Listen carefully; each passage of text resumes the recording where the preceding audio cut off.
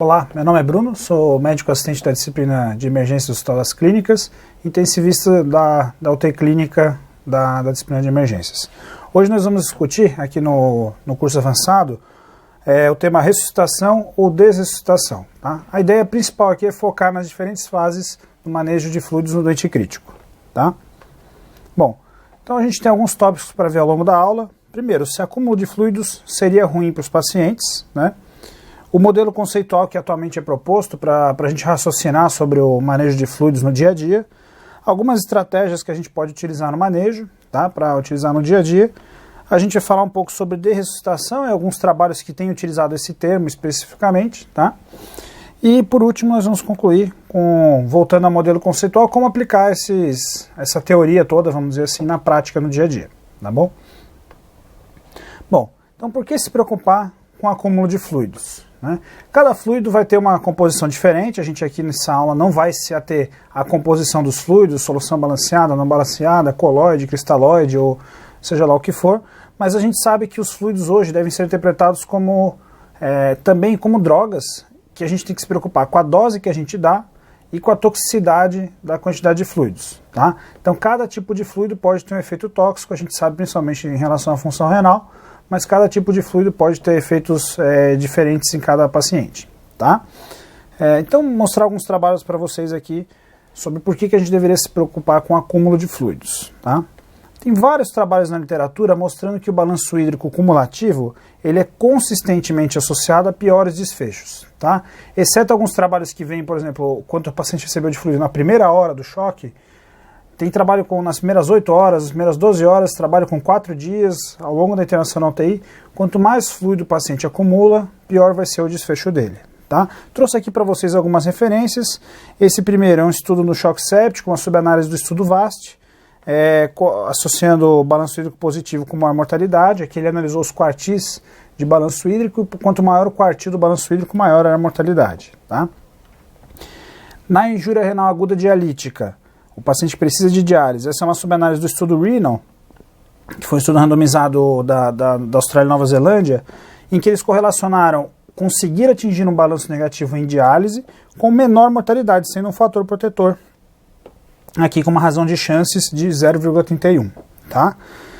Na injúria renal aguda em geral, a gente tem esse trabalho, esse terceiro, publicado em 2008, que é uma subanálise do estudo SOAP, que foi um estudo multicêntrico internacional, capitaneado pelo professor Jean-Louis Vincent, em que se associou também o balanço hídrico médio nas primeiras 24 horas para cada litro de balanço hídrico positivo, um hazard ratio de 1,2, ou seja, um risco 20% maior de evoluir com pior sobrevida. Tá? E também na síndrome de desconforto respiratório agudo, onde seria o contexto que faz mais sentido, né? Quanto mais fluido o paciente acumula, pior é para a função pulmonar. O balanço hídrico positivo também é associado a uma mortalidade, que com a ratio de 1,5 também é uma subanálise do estudo SOAP. Tá? Então a gente tem aí uma série de trabalhos mostrando essa associação entre balanço hídrico cumulativo e maior mortalidade. Tá? Bom, vou trazer 2 trabalhos só para a gente raciocinar também como o suporte orgânico pode ou não interferir com isso. Tá? Esse é um estudo de 2009, um estudo do grupo PICAR, que é capitaneado pelo professor Ravinar Metra, e basicamente o que ele nos mostra? Né? Quanto mais o paciente acumula fluido, né? o paciente com IRA, né? Quanto mais ele acumula fluido, entre os dialisados aqui no caso, maior a chance de morrer. Tá? Então, o paciente que dialisou e não teve grande acúmulo de fluido, a mortalidade fica nesse patamar aqui, que a gente pode ver na tela, e o paciente que dialisou e consegue negativar o balanço, é aquilo que a gente viu da subanálise do Renal. Tá? É um paciente que vai ter uma mortalidade muito menor. Agora, aqueles que ganham peso enquanto em diálise, a mortalidade é muito maior, e mesmo aqueles que não dialisam, né, que seriam as colunas em cinza, também a mortalidade aumenta substancialmente aqui naquele paciente que tem acúmulo de fluidos progressivo. Tá? Então, sobrecarga volêmica no paciente com IRA é um fator de risco importante para o paciente evoluir com maior mortalidade. Tá? E por que tem sentido estudar isso em IRA? Vamos pensar assim, o paciente acumula fluido, inicialmente a gente dá fluido do ponto de vista hemodinâmico para que o paciente tenha melhor hemodinâmica, para recuperar a circulação, faz parte da ressuscitação volêmica. Em um segundo momento, o paciente ele começa a acumular fluido, não porque você está dando mais fluidos para hemodinâmica, até pode ser um problema, e aí isso você precisa rever, mas o paciente geralmente vai acumulando fluido por oligúria e porque não consegue mais eliminar os fluidos que ele recebe, tá? Aquele paciente que inicia diálise e não consegue retirar fluido, esse é o paciente que vai muito pior do que os outros, tá? E esse acúmulo de fluidos progressivo, provavelmente ele vai se refletir numa piora da função pulmonar, mais edema tecidual e até a piora da função de outros órgãos, como a gente vai discutir adiante, de propostas de órgãos que podem ser afetados pelo acúmulo de fluido, tá? Bom, o que a gente sabe em relação ao suporte renal utilizado? A gente sabe que o paciente que faz diálise contínua, isso fica bastante evidente na literatura, o paciente ele passa a perder fluido muito mais facilmente do que o paciente que faz diálise intermitente, tá? E esse talvez seja um dos grandes benefícios aí da diálise contínua. Aquele paciente que tem sobrecarga volêmica, a diálise contínua vai facilitar muito mais o manejo de fluidos, e no paciente em diálise intermitente, nós vamos discutir isso um pouco mais em aulas mais adiante sobre o timing da diálise. A diálise intermitente, nesse contexto, geralmente ela tem que ser uma diálise diária para você conseguir tirar o excesso de fluidos caso o paciente tenha sobrecarga volêmica, tá? Muito bem. Bom, e na síndrome de desconforto respiratório agudo, tem alguma sugestão do qual, assim, associando, né, o balanço hídrico com piores desfechos? Esse é um trabalho de 2009, um estudo unicêntrico, mas que ele tem uma ideia interessante. Então ele comparou os pacientes que receberam a ressuscitação volêmica apropriada nas primeiras horas do choque séptico e depois ele viu a sua evolução para síndrome de desconforto respiratório agudo. E naqueles pacientes que receberam ou não a expansão volêmica apropriada, aqueles que receberam um manejo conservador tardio de fluidos, tá? Então como é que os autores avaliaram isso? Vejam que interessante, naqueles pacientes que receberam a ressuscitação volêmica inicial adequada e depois conseguiam atingir um manejo conservador de fluidos tardio, esses pacientes foram aqueles que tiveram a menor mortalidade, isso no subgrupo de pacientes com síndrome de desconforto respiratório agudo, tá? Aqueles pacientes que tinham a ressuscitação volêmica inicial adequada, mas depois não conseguiam atingir um manejo pós-ressuscitação adequado, esse manejo era liberal, vamos dizer assim, ele tinha uma mortalidade já muito maior, por volta de 50%, semelhante àquele que conseguia fazer o manejo conservador tardio de fluidos, tá? Mas quem ia mal mesmo era aquele que era mal ressuscitado e que depois tinha um manejo liberal de fluidos. Esse era o doente que ia pior, tá certo? Então, isso aqui traz a ideia da gente que talvez o uso de fluidos ele tem um timing, tem um momento inicial talvez que você pode ser um pouco mais liberal, você deve administrar mais fluidos, que é a fase inicial da ressuscitação volêmica, do choque, e a partir de uma certa fase, quando o paciente já está com as disfunções orgânicas instaladas, talvez o que você tem que fazer é economizar ao máximo na quantidade de fluidos que entra para o paciente, tá? Bom, aqui a gente tem só a associação, né, do modelo de regressão, mostrando que o paciente que não atingiu a ressuscitação volêmica inicial adequada, o odds ratio para maior mortalidade era de 4,9, ou seja, por volta de 5. Chance muito maior de evoluir com óbito. E aquele paciente que não atingiu o manejo conservador tardio de fluidos, também um odds ratio muito maior para a mortalidade. Tá bom? Muito bem. E aqui é um gráfico só para nos trazer a ideia do que a gente tem que tentar fazer para atingir esse manejo conservador. Talvez aqui no começo o paciente ele realmente acumule fluido, né? Então, mas o que a gente quer é, em vez de deixar o paciente continuar acumulando, a gente manejar ativamente o paciente para que a gente traga o paciente de um nível mais alto para um nível mais baixo de fluido e consegue, ao longo dos dias, a partir do segundo, terceiro dia, comece a reduzir o balanço hídrico acumulado. Tá bom? Bom, a gente tem um estudo que é o estudo FACT, foi publicado em 2006, que é um estudo randomizado. Até agora o que eu mostrei para vocês são estudos observacionais, tá? Associando mais balanço hídrico mais positivo com maior mortalidade, que é claro, isso é uma associação até bastante óbvia. O que o estudo FACT fez? Ele pegou pacientes com síndrome de desconforto respiratório agudo, tá? Aqui por definição a relação PF menor que 300, tá? Já era com lesão pulmonar aguda na época, mas aqui na definição nova já é válido também. E ele comparou uma estratégia restritiva de fluidos com uma estratégia liberal. Um algoritmo bastante complicado que eu vou mostrar pelo menos a tabela para vocês. Então, era um estudo que tinha um outro braço também, que testou Swan-Ganz versus não usar Swan-Ganz, mas os achados da estratégia de fluidos, o que ele pôde observar? os achados mais robustos. Não teve diferença de mortalidade entre os grupos, embora numericamente tenha sido um pouco diferente, mas teve mais dias livres de ventilação mecânica no grupo conservador, na estratégia, restritiva, tá? Desculpa, aqui é restritiva versus liberal. Vou escrever errado. Tá? E em relação a achados fisiológicos, o que acontecia no grupo que fazia estratégia restritiva? A relação PF ela foi igual entre os grupos, mas às custas de menores pressões. Os pacientes usavam uma PIP e uma pressão de platô mais baixa no grupo que usou estratégia conservadora. Tá? A necessidade de vasopressor, a saturação venosa mista foram as mesmas, mesmo você sendo conservador. Porém, no grupo que era o grupo restritivo, como usava mais diurético, acabou tendo um pouco mais de distúrbio eletrolítico, como hipocalemia, etc. Isso é relativamente esperado quando você utiliza mais diurético. Né? Bom, esse aqui é o algoritmo do trabalho. Basicamente, no que ele se baseava, isso é super importante para a gente entender. O trabalho, ele classificava se o paciente estava com a circulação, ou seja, resultado adequadamente ou não, baseado ou no índice cardíaco, ou se o paciente não tivesse com isso, baseado em critério de perfusão periférica. Extremidades frias, Motley, né, que é o que a gente viu no curso básico, ou o tempo de enchimento capilar aumentado. Tá? Se o paciente tivesse uma circulação efetiva, por exemplo, e estivesse oligúrico, tá? Oligúrico, o que eles faziam? Na maioria das vezes o paciente ia receber furosemida, tá?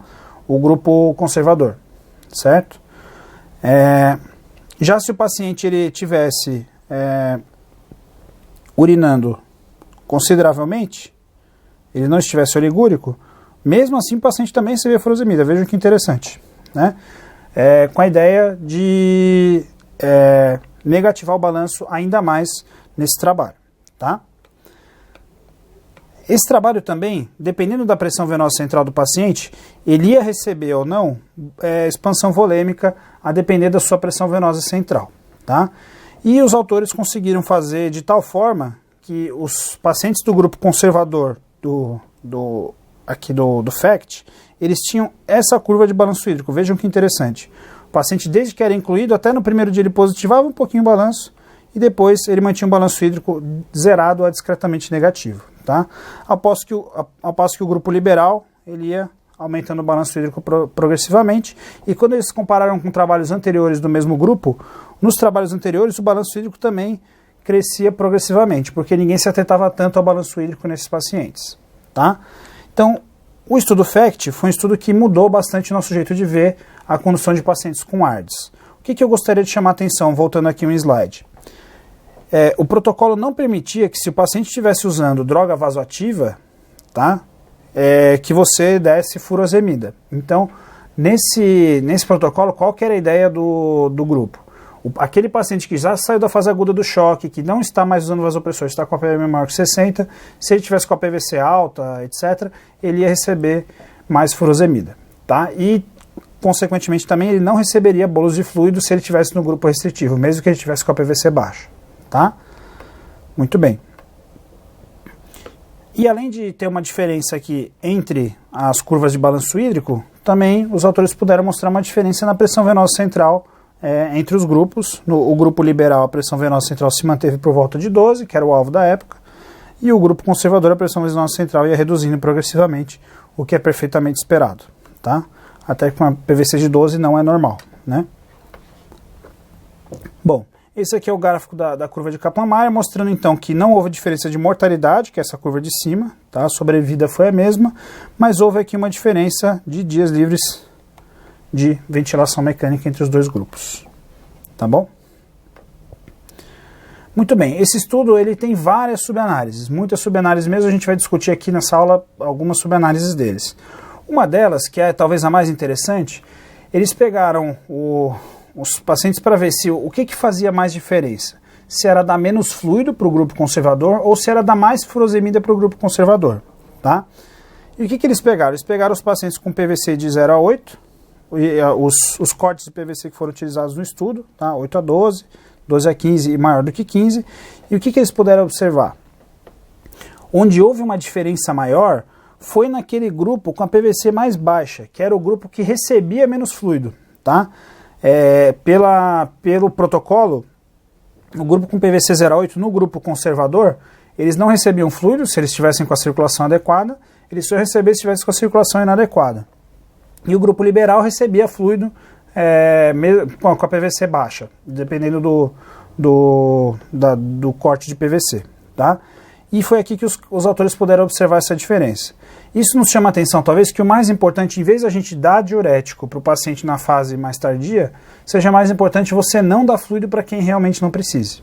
Tá bom? Então, talvez essa seja a principal dica dessa subanálise do estudo FACT. Tá? E aqui só para mostrar para vocês o balanço médio cumulativo de acordo com a PVC nos dois grupos. Né? Na estratégia liberal, vejam que todos positivaram, mas quem mais positivou o balanço foram aqueles que tinham PVC de 0 a 8, 8 a 12, que acabavam recebendo fluido baseado em PVC. Tá? E aqueles que que mais negativaram o balanço foram os com PVC mais alto, PVC 15 a 30 e PVC 12 a 15, e os que tinham PVC de 0 a 8, eles não recebiam diurético e ficavam ali também com balanço na média, tá bom? Pelo menos não positivando o balanço. E talvez foi isso que fez tanta diferença nesse estudo, tá bom? Então, o que essa subanálise mostra?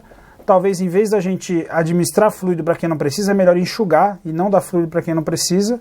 Isso é melhor e mais importante do que eu dar diurético depois, para tentar tirar fluido daquele doente que não precisava receber fluido. Tá? Bom, essa é uma figurinha só para tentar trazer para vocês uma ideia dos locais onde poderia ter efeitos adversos do balanço hídrico cumulativo. Tá? Tem muitas teorias a esse respeito. Essa é uma revisão de 2010, que até força um pouquinho a barra, fala de certos locais, quando você vai ver as referências não é nada muito robusto, mas eu tiraria aqui essa parte de edema miocárdico, edema cerebral, principalmente essas duas. Existe talvez um racional para balanço hídrico se associar com mais delírio ou com redução de contratilidade, mas talvez principalmente aqui no miocárdio disfunção diastólica tem uma associação. Mas o principal órgão afetado, regra geral, vão ser os pulmões, com piora do edema pulmonar. Tá? Então, se você colocar um edema pulmonar hidrostático em cima do pulmão inflamado, esse pulmão vai exudar, transudar ainda mais fluido para o seu interstício e para o alvéolo do que se fosse um pulmão normal. Né? Então, o acúmulo de fluidos vai ter um impacto claro na função pulmonar. Tá? Outro órgão que pode ser afetado e que talvez tenha aí uma relação, né, um crosstalk entre órgãos, são os próprios rins. Tá? Hoje a gente sabe que o rim, ele, por ter uma cápsula fibrosa, ele pode ter uma síndrome compartimental localizada, se o paciente tiver principalmente edema tecidual muito grande, e mais do que isso, se ele tiver uma pressão venosa central, que é a pressão por onde vai sair o sangue dos rins, né? Se a pressão venosa central for muito alta, isso vai propiciar os rins a ter mais edema ainda. Tá? E no rim, se o paciente está acumulando fluido, ele já está com oligúria porque ele está com uma ira, por isso que ele acumula fluido, e ainda por cima o próprio rim ele é afetado pelo balanço hídrico cumulativo, isso pode prejudicar tanto a recuperação da função renal, como levar a mais acúmulo de fluido ainda, porque você piora ainda mais a função renal. Tá? Então acaba virando um ciclo vicioso de piora progressiva quanto mais fluido o paciente recebe. Tá? Outros órgãos que podem ser afetados, você também pode ter congestão hepática, mas isso vai ser mais comum em quem tem disfunção de câmaras cardíacas. Tá? E duas situações que é relativamente bem descrito na literatura: edema gastrointestinal, gerando principalmente íleo, prolongando o íleo paralítico no perioperatório, e edema de ferida operatória, prejudicando a cicatrização da ferida operatória. Tá? Então, se a gente pudesse resumir o balanço hídrico mais cumulativo, ele pode talvez ter impacto em disfunção diastólica, ele definitivamente piora o edema pulmonar e a troca gasosa, pode ter uma relação íntima com a piora de função renal, que por sua vez pode piorar ainda mais o acúmulo de fluidos, um pouco de relação com congestão hepática, edema gastrointestinal com maior risco de íleo no pós-operatório e pior reparo tecidual também. Tá? Por todos esses fatores, talvez o balanço hídrico cumulativo possa levar a piores desfechos. Tá? Bom, então como que ficou o modelo conceitual para a gente raciocinar em cima do manejo de fluidos nos dias de hoje?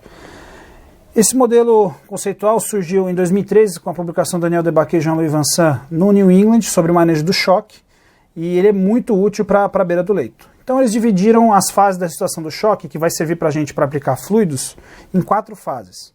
A fase de resgate ou salvamento, que é o seu objetivo aqui é simplesmente colocar uma pressão na tela. Aquele paciente que chega com hipotensão, PA inaudível ou com a PA 6/3, que o seu objetivo é colocar uma pressão minimamente aceitável na tela. E aqui, quanto que isso é minimamente aceitável? 55 milímetros de mercúrio, né? Tá? Então isso aqui seria uma fase inicial. E aqui a gente, do ponto de vista de fluido, o que eu vou fazer? Eu vou dar fluido empiricamente, eu não vou ficar fazendo nenhum raciocínio mais robusto, porque eu tenho meia hora para resolver, senão o paciente vai morrer. Tá? A segunda fase é a fase de otimização. E aí o nosso objetivo é adequar a oferta e consumo tecidual de oxigênio. Aí eu vou ver o lactato, vou ver a perfusão como é que está, vou atingir um nível de pressão mais adequado, pelo menos 65, 70. Se for um paciente hipertenso, posso tentar atingir uma pressão mais alta. Se precisar ligar um inotrópico, eu ligo. Se precisar dar mais volume, eu vou dar volume.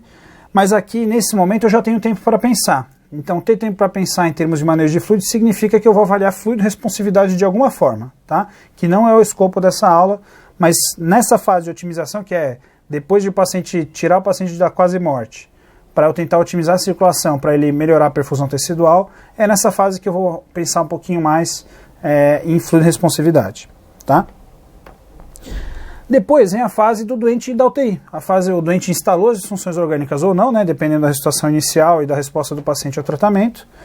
E o seu objetivo aqui é prover suporte orgânico. Você não quer, na fase de estabilização, que é depois das primeiras 24 horas, regra geral, que o paciente continue acumulando fluido. Você quer que ele atinja um balanço zerado.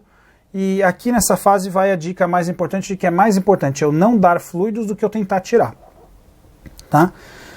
Bom, e por último tem a fase de descalonamento. E aí sim, nessa fase, o que eu quero fazer é tirar todo o fluido que eu dei lá no começo. Porque esse fluido, quando o paciente reganhar o tônus vascular, esse fluido pode pagar seu preço e atrapalhar o desmame da ventilação mecânica e tantas outras coisas, tá bom? Então essa é a fase que eu vou tentar atingir um balanço hídrico negativo. A gente vai voltar nesse modelo conceitual novamente no final da aula. Se a gente for ver em termos de balanço hídrico ao longo da internação, imagine que aqui está o tempo, né, em dias, certo? Então, fase inicial, resgate, o paciente acumula muito fluido. Na fase de otimização ele acumula mais um pouquinho, porque eu avaliei fluido responsividade, resolvi dar mais 500, mais 1000, mais 1500, não sei quanto. Na fase de estabilização eu quero deixar o balanço zerado, e depois vem a fase de descalonamento ou desmames, como quiserem chamar, tá bom? Então, quando a gente vê um doente na UTI, a gente tem que ver em que fase da doença o doente está. Se o doente já está no segundo dia de internação por um choque séptico refratário, já recebeu 5 litros de fluido no dia anterior, não vou ser eu, no segundo, terceiro dia de internação, que dando 500 mil, 3 mil de soro, vou fazer o doente melhorar. Pelo contrário, eu vou fazer mal para o doente se eu der fluido nessas fases aqui, quando o doente já passou, as disfunções orgânicas estão instaladas. Tá bom? A não ser que tenha alguma coisa nova acontecendo, claro. Bom, então quais estratégias que eu vou raciocinar no dia a dia para manejar o paciente? Uma delas é a fluido responsividade, como eu falei para vocês. Uma vez que eu tirei o paciente daquela fase hiperaguda, eu vou aproveitar, a gente que é intensivista, aproveitar para ver fluido responsividade e dar fluido baseado nisso. Tá? Não vou entrar em detalhes aqui nessa aula com relação a isso. No curso básico tem uma aula que a gente discute isso, principalmente sobre monitorização hemodinâmica funcional. Tá? Vamos dar uma olhadinha nas outras coisas. Então, só para trazer alguns conceitos básicos. Lembrar que nos pacientes com choque, né, de um pool total de 100% dos pacientes, metade dos pacientes não são fluido responsivos. Tá? Isso aqui para estudos em UTI, ou seja, pacientes já receberam fluido no pronto-socorro, chegaram na UTI, metade dos pacientes não vão ser fluido responsivos. E o que é mais interessante, desses pacientes não fluido responsivos, se você der fluido, dos pacientes fluido responsivos, se você der fluido para eles, só metade vai aumentar o VO2. Ele vai ganhar em consumo de oxigênio. A outra metade, o VO2 é indiferente. Tá? Então veja que interessante, se eu der fluido empiricamente, sem ver fluido responsividade, eu vou estar beneficiando, em teoria, só 1/4 dos pacientes com ganho de consumo de oxigênio tecidual, que é o seu objetivo final da fluido, tá? Às custas dos efeitos deletérios do fluido, que vai causar edema tecidual. Tá? Esse é um efeito colateral sabido, vai ter edema tecidual. A gravidade do edema vai depender do paciente. Tá? Então por isso que a gente dá fluido na UTI depois das fases iniciais, tem que pensar muito antes de você administrar fluido. Tá? Porque a chance de você beneficiar o paciente é contra você, é 1 para 3. Né? Bom, tem alguns trabalhos correlacionando, talvez você dá o vasopressor mais precocemente. Tá? Aqui é um trabalho interessante, publicado em 2014 no Critical Care, mostrando que quanto maior o tempo para eu iniciar a noradrenalina no paciente com choque séptico, maior vai ser a mortalidade. tá? Isso aqui é um dos motivos que mudou as recomendações atuais do manejo de choque séptico, sugerindo ligar o vasopressor dentro da primeira hora para atingir uma PAM adequada, desde a primeira hora, tá? Qual que é o racional por trás disso? Tudo bem, quanto mais eu demoro, quanto mais o doente fica hipotenso, mais hipoperfusão ele vai ter, pior vai ser para o doente, né? Qual que é o racional disso tudo? Aqui é só para mostrar a relação, né? A gente sabe que a noradrenalina ela vai ter um efeito não só de vasoconstrição, né, e corrigindo a pressão arterial pelo lado arterial da circulação, mas também um efeito de venoconstrição. E ao causar venoconstrição, aquele volume de sangue que estava represado no sistema venoso, ele passa a retornar ao coração. Esse volume que a gente consegue causar venoconstrição e trazer para o coração para aumentar o retorno venoso e aumentar consequentemente o débito cardíaco, é o que a gente chama de volume estressado, tá? Então eu recruto o volume estressado para aumentar o débito cardíaco em última instância com o vasopressor, tá? Então o vasopressor tem um efeito também em aumento de débito cardíaco. Esse é um trabalho publicado em 2010, mostrando que a maioria dos doentes que você liga a noradrenalina, eles vão ter um aumento no índice de volume sistólico quando você inicia a noradrenalina. É claro que isso varia caso a caso, pode ter doente que você liga a noradrenalina só tem efeito em pós-carga porque o paciente não tinha volume estressado para ser recrutado, tá? Bom, e no intraoperatório? A gente tem alguns trabalhos pequenos mostrando algumas estratégias interessantes, tá? Então esse trabalho do anestesiólogo em 2014 foi feito com pacientes submetidos a cistectomia radical. Essa é uma cirurgia que tem um complicador importante porque você não consegue monitorizar bem o débito urinário, né, durante o intraoperatório. Então o que os autores fizeram nesse subgrupo de pacientes? Uma estratégia com baixo volume de fluidos e uma estratégia no grupo controle, que era o volume de fluidos habitual, tá? Os pacientes na estratégia de baixo volume receberam 1.700 ml de fluido na mediana e no de alto volume 4.300 durante o procedimento, tá? E o que os autores puderam observar? No grupo conservador, no grupo baixo volume, a taxa de complicações foi muito menor, tá? Os pacientes que tiveram menos complicações, isso foi muito menor em relação ao grupo que recebeu mais fluido. E como é que eles faziam isso? Eles deixavam o grupo com baixo volume, eles iniciavam noradrenalina desde o intraoperatório, desde o começo da cirurgia, o paciente com noradrenalina e com, se não me engano, era 4 ou 5 ml quilo-hora de fluido ao longo da cirurgia. No outro grupo, ele recebia o volume de fluido, uma quantidade maior, 10, 12 ml por quilo-hora, e a noradrenalina só se fosse muito necessária mesmo, tá? E aí eles conseguiram mostrar essa redução no número de complicações. Bom, outro trabalho que é bastante citado na literatura é esse trabalho publicado em 2003 por Brandstrup, que é um trabalho britânico. O que eles analisaram? O objetivo aqui foi pacientes submetidos à colectomia, né, cirurgia intraabdominal, foi um trabalho muito cêntrico, e eles fizeram o seguinte: nos pacientes no grupo conservador, para receber menos fluido, eles almejavam um balanço hídrico de 0, desde o primeiro pós-operatório. Então, se o paciente começasse a acumular fluido, eles davam menos fluido, tá? Bastante contraintuitivo, porque geralmente quando o doente fica oligúrico e acumula mais fluido, a gente acaba dando mais fluido para o doente, tá? E o que eles puderam mostrar de diferente aqui entre os dois grupos, entre o restritivo e o liberal? Vejam que o restritivo recebeu bem menos fluido, tá? Mas ainda assim foi 3 litros de fluido, não foi tão pouco assim, tá? E o grupo liberal acabou recebendo lá por volta de 6, 7 litros de fluido, tá? Bom, e a quantidade de peso que o paciente ganhou, vejam que o paciente no grupo restritivo, ele ganhou muito menos peso do que o paciente no grupo liberal, que ganhava mais peso ao longo da internação, tá? E o que os autores conseguiram mostrar? Eles conseguiram mostrar que no grupo restritivo, tá, houve menos complicações em termos de cicatrização tecidual, como eu falei para vocês, é uma das propostas do que o excesso de fluido seria ruim, e menos complicações cardiopulmonares, como edema pulmonar. Isso é bastante esperado, principalmente nos pacientes cardiopatas ou renais crônicos, ou mesmo DPOC, que são mais sujeitos à sobrecarga volêmica. Tá bom? Muito bem. Então, usar vasopressor mais precocemente talvez seja uma estratégia no dia a dia, tá? Minimização de fluidos. Qual que é a ideia aqui? Esse é um trabalho piloto, foi publicado em 2015, um trabalho da Universidade de Washington, que a ideia dos autores era ver fluido e responsividade por variação de veia cava, que não é o melhor parâmetro, a gente já discutiu isso, mas foi o que eles utilizaram. Se o paciente era fluido responsivo, eles davam volume, o que não é uma boa recomendação, tá? Você dá volume depois das fases iniciais. E no doente que não era fluido responsivo, eles recomendavam fazer a fluidominimização, a minimização de fluidos, que era o quê? Concentrar todas as infusões, suspender o soro de manutenção e dar diurético ou fazer ultrafiltração a critério da equipe da UTI, tá bom? Então, esse é um trabalho muito interessante que trouxe esse termo. O trabalho em si ele é absolutamente neutro, tá? Não reduziu o balanço hídrico acumulado, provavelmente porque eles davam fluido para quem não precisava, baseado na cava, tá? Depois surgiram alguns outros trabalhos. Então, esse é um trabalho da Escandinávia, do Anders Perner, em que ele randomizou 150 pacientes. Esse é o estudo piloto, eles estão rodando ainda o estudo multicêntrico maior. Após as primeiras 6 horas da ressuscitação, e aqui os doentes já tinham recebido 4,5 litros nas primeiras 6 horas da ressuscitação de choque séptico, randomizou os pacientes para um grupo restrição volêmica e um grupo standard care, tá?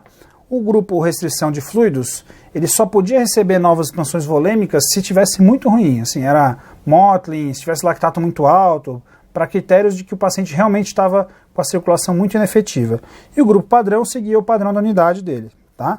Então ele pôde mostrar que nos primeiros 5 dias após a ressuscitação, a quantidade de fluido de ressuscitação recebida foi só 500 ml na mediana no grupo restritivo e dos 2.000 no grupo liberal, tá? Então teve uma diferença importante entre os grupos. Mas a quantidade total de fluidos recebidas foi a mesma, porque aqui, nesse trabalho, eles não fizeram minimização de fluidos, tá? E aí eles estão fazendo um trabalho maior agora, um randomizado multicêntrico, para ver se essa estratégia de não dar fluidos de ressuscitação depois das fases iniciais, se isso está associado a melhor desfecho ou não, tá? O que os autores encontraram de interessante? O balanço hídrico cumulativo quase foi diferente entre os dois grupos, tá? Após 5 dias. E eles viram uma tendência de menos insuficiência renal no grupo restritivo, mas que mesmo os autores consideram que é um achado espúrio porque o N é muito pequeno, tá? Então, a gente não tem dados robustos mostrando que essa estratégia foi melhor, mas pelo menos mostra que é relativamente seguro, tá? Você ser mais conservador depois das fases iniciais. Ok. E o uso de diuréticos, que é uma dúvida nossa no dia a dia também, né? Então, será que é seguro dar diurético? É uma dúvida que surge frequentemente. Até um tempo atrás, se falava com muita veemência que não pode dar diurético para paciente com injúria renal aguda ou mesmo paciente com choque, tá? A gente tem alguns trabalhos interessantes. Esse também é uma subanálise do estudo PICAR, do grupo do Ravindra Mehta, que era o motivo de falar que não podia dar diurético para paciente com IRA, tá? Então, eles pegaram uma corte unicêntrica, pacientes com injúria renal aguda na UTI, e eles mostraram que diuréticos foi associado a maior mortalidade e a não recuperação da função renal, tá? Tem uma crítica aqui muito importante desse trabalho, que o jeito como que eles analisaram, né? O paciente que não recebia diurético, que é a linha cheia aqui, essa é a curva de sobrevida dele.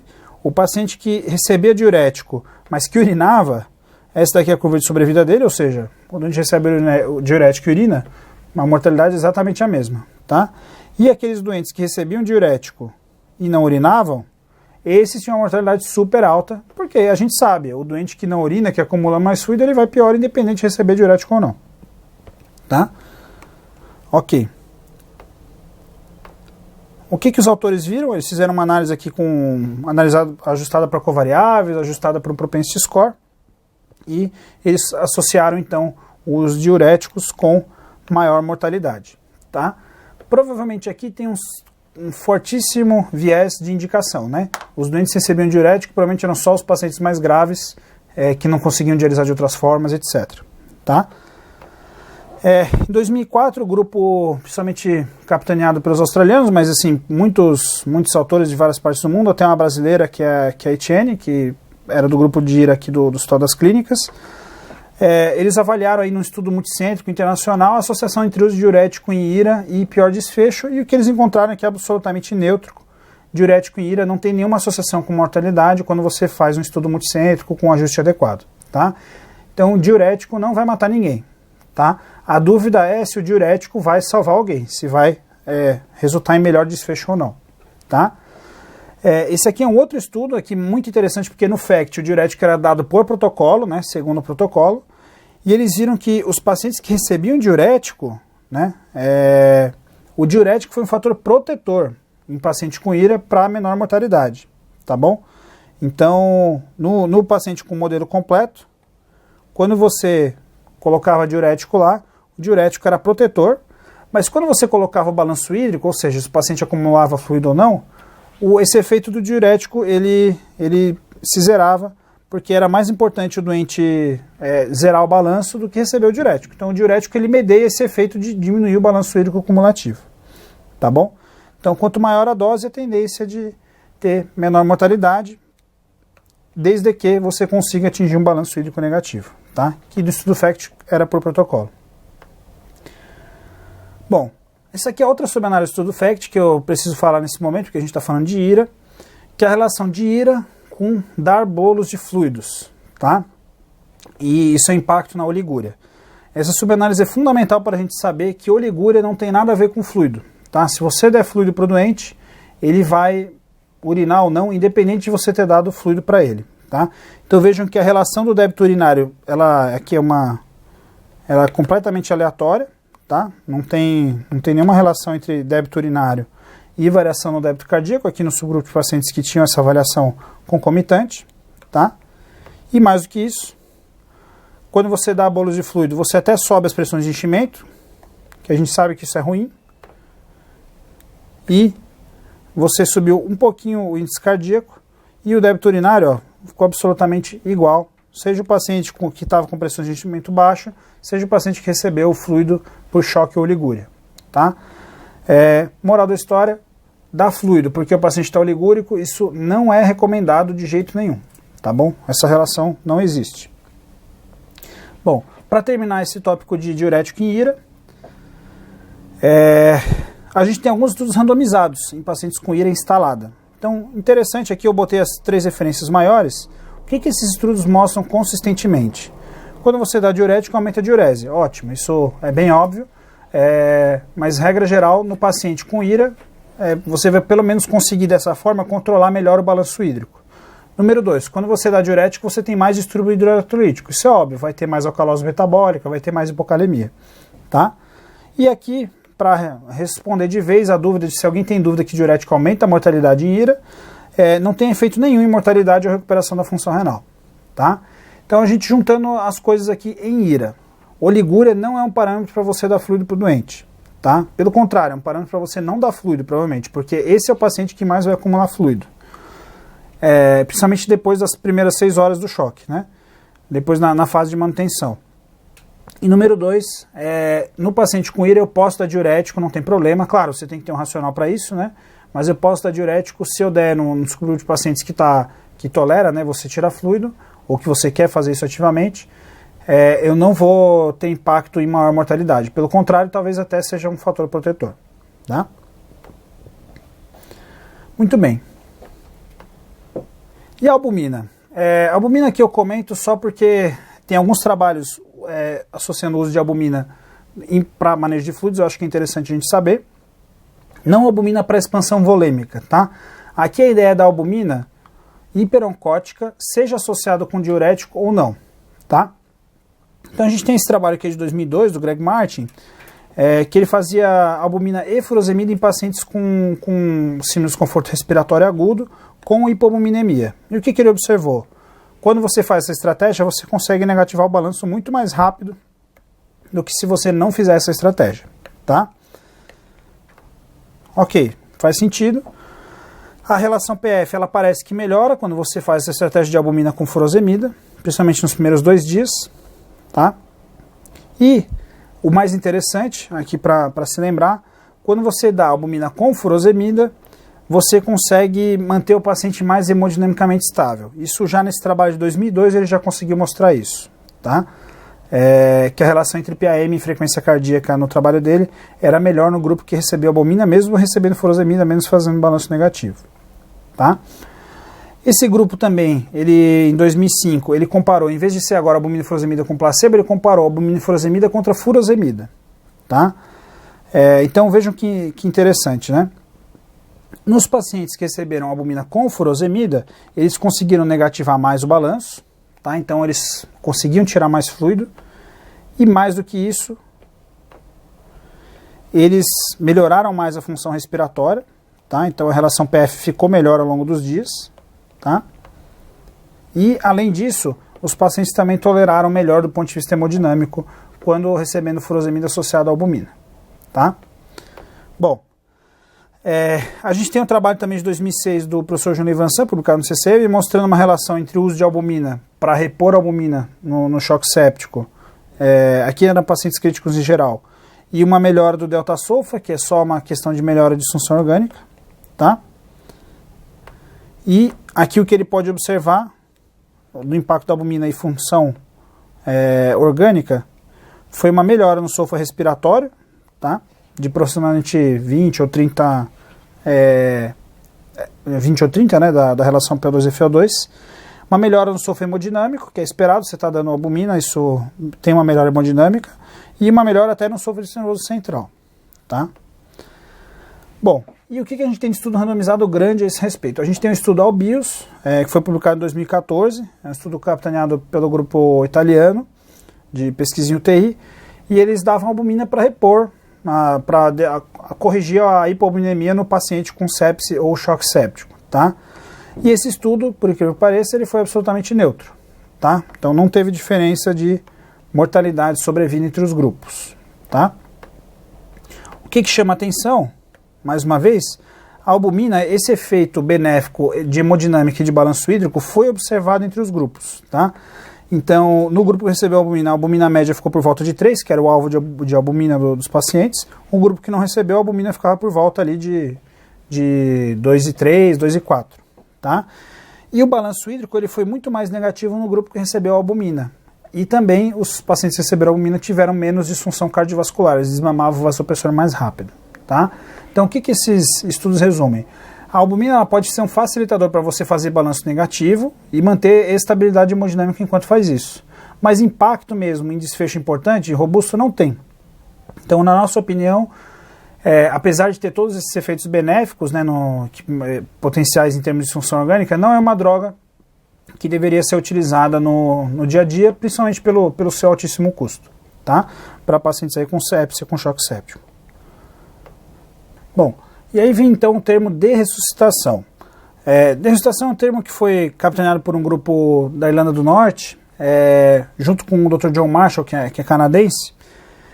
E aqui a ideia foi englobar todos esses estudos que avaliaram balanço hídrico negativo nas fases mais tardias, ou mesmo os estudos randomizados que almejavam atingir um balanço hídrico mais negativo, com os desfechos dos pacientes, tá? Em termos de mortalidade. E o que eles puderam encontrar? Eles viram que os pacientes no grupo, fazendo um pool aqui nessa revisão sistemática, regra geral, os dias livres de ventilação mecânica, eles reduziram no grupo de pacientes sendo submetidos a um manejo conservador tardio de fluidos, tá? E nessa revisão sistemática também, o que eles puderam observar em termos de mortalidade, os estudos são relativamente neutros, tá? E na análise final, toca a unidade próximo de 1, então a gente não tem nenhum sinal de que isso aqui vai reduzir mortalidade.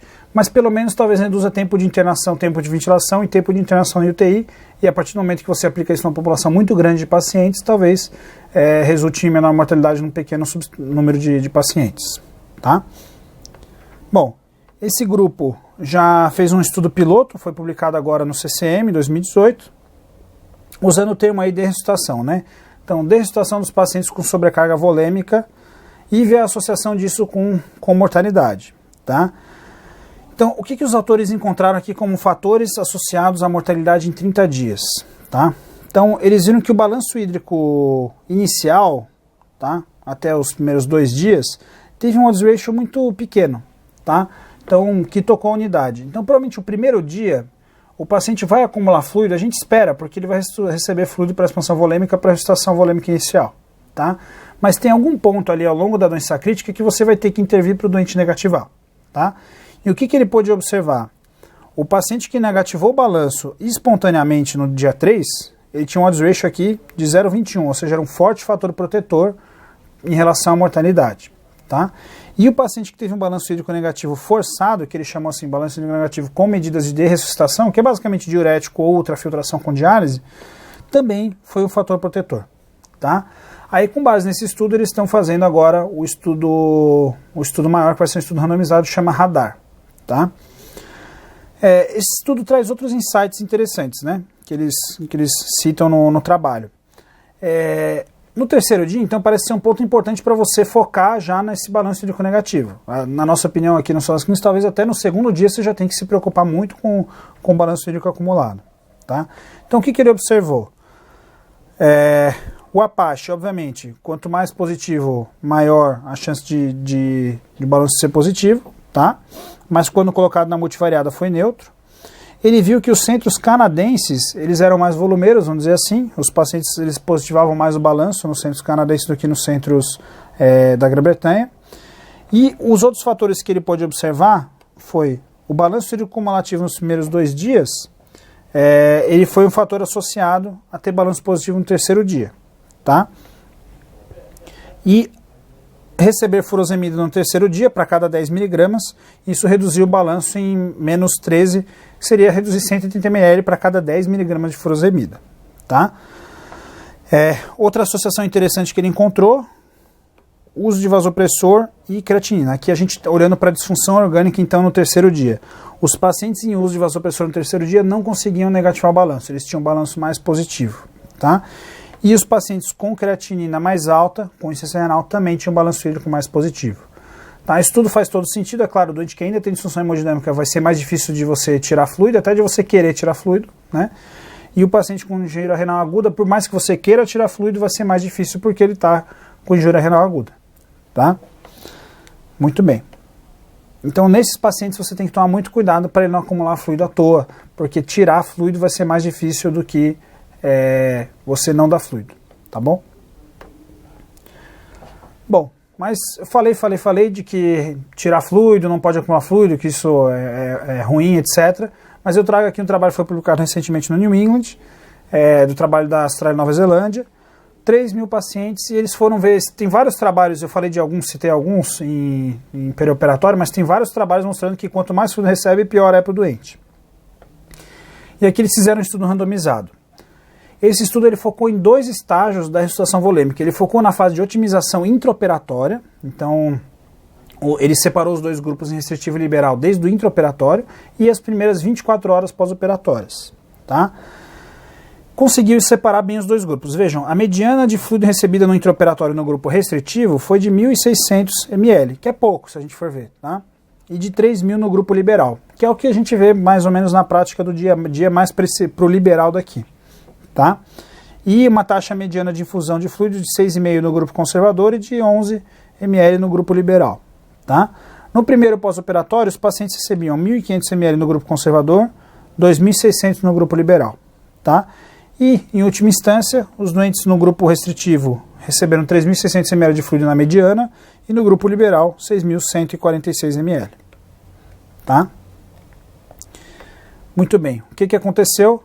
Desfecho primário, que era a probabilidade de sobrevida em 1 ano sem incapacidade, foi exatamente igual entre os grupos, tá? Mas tem alguns desfechos secundários que preocupam um pouco o resultado desse trabalho. Principalmente, maior incidência de infecção de sítio cirúrgico, tá? No grupo liberal, no grupo conservador, desculpa.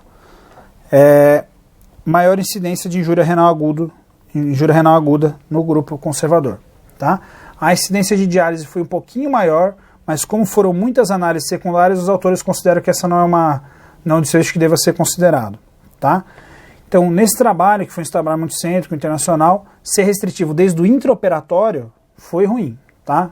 Assim, em termos de mortalidade, as coisas foi igual, mas teve mais eventos adversos nos pacientes no dia a dia, tá? Qual que é o problema da interpretação desse trabalho? Ele misturou 2 fases da ressuscitação volêmica.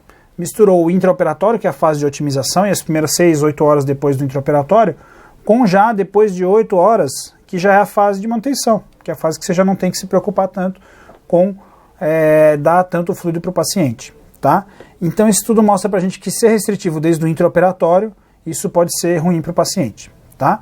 É claro que você não deve sair dando fluido aos montes para o paciente no intraoperatório, se for um paciente cardiopata, se for um renal crônico, etc. Você tem que ser um pouquinho mais conservador, mas aparentemente na média de pacientes tem que tomar cuidado em ser muito restritivo desde o intraoperatório, tá? Ok, Então, aqui eu botei a foto do pêndulo, só para a gente lembrar. A gente dava muito fluido, até um tempo atrás, muito mesmo, né? Os pacientes, o boneco, parecia um boneco Michelin, que era o termo que se utiliza, o fluid creep. A gente está agora numa fase bastante restritiva, a gente tem que tentar almejar ser restritivo, pelo menos nas fases mais tardias, mas a gente tem que saber que existe um balanço entre ser mais liberal um pouco no começo e ser um pouco mais restritivo depois, tá?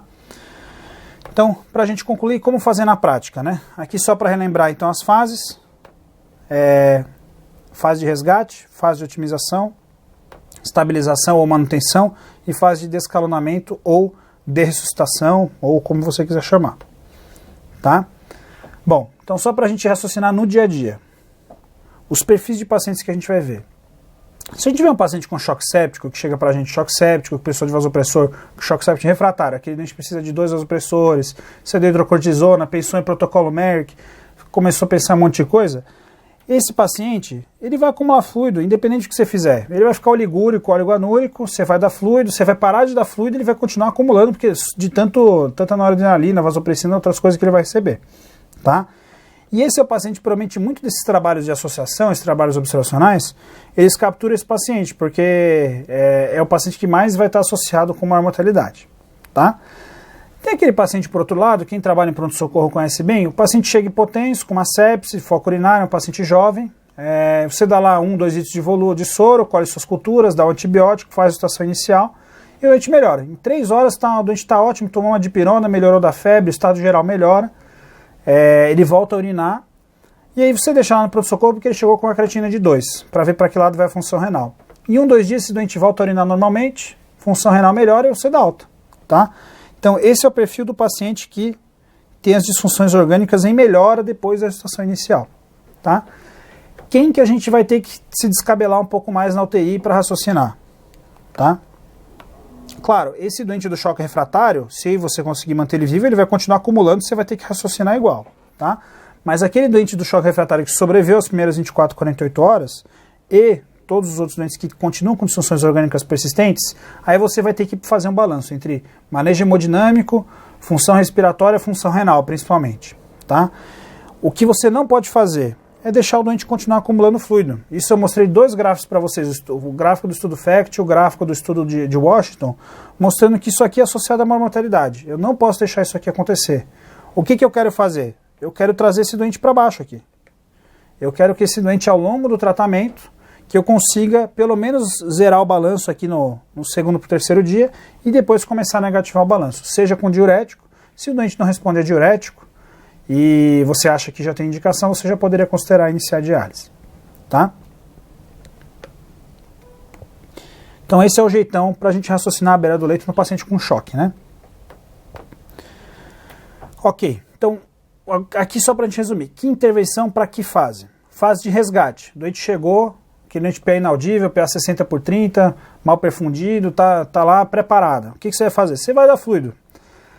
Quanto que você vai dar? Você vai dar os 30 ml já de cara do Survival Sepsis Campaign? Pode ser. Você quer dar só 1000? Pega 2 acessos, quer dar só 1000? Pode ser também. Nesse paciente, se ele chegar muito hipotenso, você vai dar 1000 de um lado e vai ligar a noradrenalina do outro, porque se você não ligar o vasopressor precocemente, ele vai parar enquanto está recebendo fluido. E aí você vai dar adrenalina na parada e vai ter um estado de baixo fluxo generalizado. Tá? Então nessa fase é bolus empírico de fluido e vasopressor precocemente já desde cara, se tiver hipotensão grave. Tá? O seu objetivo aqui é atingir uma PA mínima aceitável e o time é os primeiros minutos do atendimento do paciente com choque. Tá?